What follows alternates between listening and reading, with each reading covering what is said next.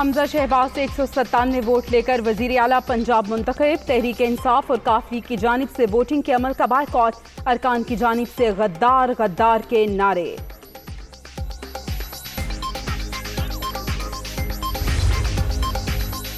इमरान खान ने धांधली के जरिए इलेक्शन चुराया था, आज भी शिकस्त देकर असेंबली सील करा दी।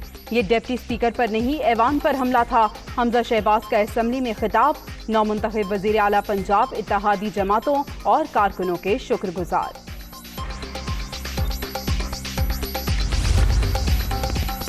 और तहरीक इंसाफ आज कराची में अवामी ताकत दिखाएगी। बाग़ जिना ग्राउंड में जलसे की तैयारियां मुकम्मल। इमरान खान और दीगर कायदीन खिताब करेंगे। इंतजामिया के इज्तिमा रात 12 बजे तक खत्म करने की हिदायत।